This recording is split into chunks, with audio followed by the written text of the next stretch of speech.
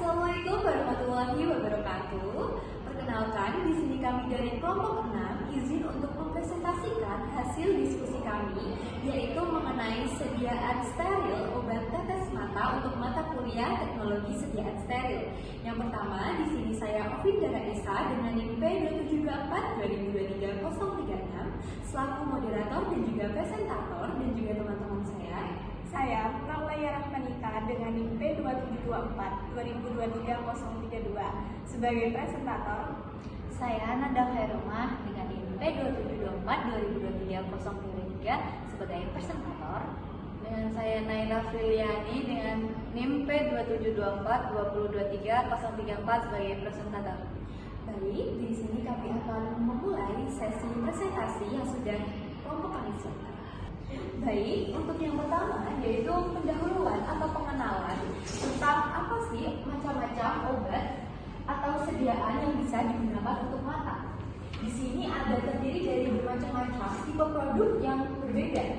Sediaan untuk mata itu bisa berupa larutan basah yang dapat terdiri dari tetes mata atau pencuci mata serta suspensi atau salep, dan juga kadang-kadang berupa injeksi mata yang digunakan dalam kasus-kasus tertentu. Sediaan mata sama dengan sediaan steril lainnya, yaitu harus steril dan juga bebas dari bahan pemotor ataupun partikulat. Dengan pengecualian jumlah tertentu dari injeksi mata, sediaan untuk mata adalah bentuk sediaan topikal yang digunakan untuk efek lokal, dan karena itu tidak perlu untuk bebas tirofil. Untuk slide yang selanjutnya, menurut Farmakope Indonesia edisi ketiga halaman 10, tetes mata adalah sediaan steril yang berupa larutan atau suspensi yang digunakan dengan cara meneteskan obat pada selaput lendir mata di sekitar kelopak mata dari bola mata. Kemudian menurut Ansel halaman 541, dengan definisi resmi, larutan untuk mata adalah larutan steril yang dicampur dan dikemas untuk dimasukkan ke dalam mata. Kemudian menurut Farmakope Indonesia edisi keempat halaman 13, larutan obat mata adalah larutan steril, yaitu bebas partikel asing dan merupakan sediaan yang dibuat serta dikemas sedemikian rupa hingga sesuai digunakan pada mata. Kemudian, untuk pengertiannya, tetes mata adalah sediaan mata berupa larutan atau suspensi atau larutan berminyak dari alkaloid, garam-garam alkaloid, antibiotik atau bahan-bahan yang ditujukan untuk penggunaan mata dengan cara meneteskan obat ke dalam selaput lendir mata dan di sekitar kelopak mata dan bola mata yang telah diformulasi dengan pertimbangan tonsitas, pH, viskositas, stabilitas, sterilisasi, bahan antimikroba dan pengemasan yang baik, serta dapat digunakan sebagai antibakterial, anestetik, midriatikum, miotik, atau maksud dari diagnosa suatu gejala ataupun penyakit. Dan untuk selanjutnya bisa dibahas oleh teman saya. Selanjutnya itu ada keuntungan. Yang pertama, lebih stabil daripada salep. Yang kedua, tidak mengganggu kegiatan kritik yang digunakan. Yang ketiga, menurut USP 21 menggambarkan 40 larutan mata dengan definisi semua bahan-bahan adalah lengkap dalam larutan, keseragaman tidak menjadi masalah, hanya sedikit pengaruh sifat fisika. Yang selanjutnya itu ada kekurangan. Yang pertama itu waktu kontak yang relatif singkat antara obat dan permukaan yang terabsorpsi. Yang kedua itu bioavailabilitas obat mata diakui buruk jika larutannya digunakan secara topikal. Untuk kebanyakan obat kurang dari 1-3% dari dosis yang dimasukkan melalui kornea sampai ke ruang anterior. Yang ketiga itu saraf mata umumnya menghasilkan bioavailabilitas yang lebih besar daripada larutan berair. Yang selanjutnya itu ada syarat-syarat. Yang pertama itu ketelitian dan kebersihan dalam penyiapan larutan. Yang kedua itu sterilitas akhir dari kolirium dan kehadiran bahan antimikroba yang efektif.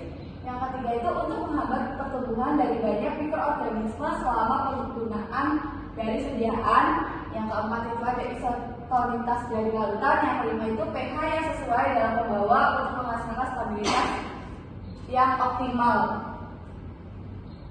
Slide selanjutnya akan dijelaskan oleh teman saya. Selanjutnya, ini ada resep yang kita gunakan adalah obat dari nata Fenicol. Yang pertama bahannya ada Fenicol, kemudian natrium tetraborat, asam borat, natrium klorida, dan air suling steril secukupnya. Untuk pH-nya sekitar 7,5. Selanjutnya ada prosedur. Yang pertama adalah uji stabilitas. Jadi dilakukan dengan mengambil media tikolikolat dengan softgen kasein digas steril masing-masing 2 tabung dan diinkubasikan pada suhu 30 sampai 35 derajat Celcius dan suhu 20 sampai 25 derajat Celcius.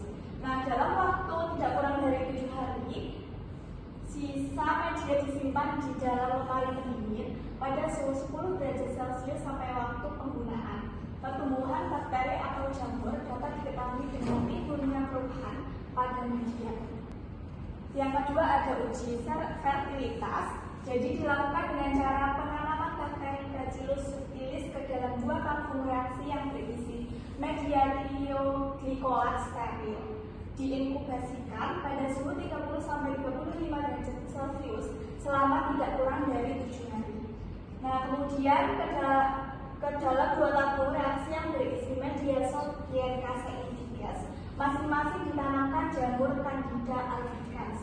Diinkubasi pada suhu 20 sampai 25 derajat Celcius selama tidak kurang dari 7 hari. Kemudian diamati apakah terjadi kekeruhan atau tidak. Selanjutnya yang ketiga ada uji efektivitas, yaitu dilakukan dengan cara menanamkan bakteri Bacillus subtilis ke dalam 2 tabung reaksi berisi media. Kemudian tioglikolat steril, masing-masing itu ditambahkan sediaan uji 2 menit, kemudian diinkubasi pada suhu 30 sampai 35 derajat Celcius selama tidak kurang dari 7 hari. Nah, 2 tabung reaksi berisi media softgen kasein digas steril, masing-masing ditanamkan jamur Candida albicans serta ditambahkan 2 menit sediaan uji. Setelah itu diinkubasi pada suhu 20 sampai 25 derajat Celcius selama tidak kurang dari 7 hari dan diamati apakah terjadi keruhan atau tidak. Baik, selanjutnya itu ada pewadahan di mana untuk sediaan tetes mata itu ada 3 wadah yang biasa digunakan, yaitu gelas botol hijau layak dengan tutup backlit yang membawa tub tetes dengan sebuah ventil dan kemampuan untuk ditutup sebagaimana untuk menahan mikroorganisme. Kemudian selanjutnya itu adalah larutan mata sebaiknya digunakan dalam kulit kecil, tidak pernah lebih besar dari 15 ml dan lebih disukai yang lebih kecil. Untuk botol 7,5 ml adalah ukuran yang menyenangkan untuk penggunaan larutan mata. Penggunaan wadah kecil memperpendek waktu pengobatan, akan dijaga lebih pasien dan meminimalkan jumlah pemaparan kontaminasi.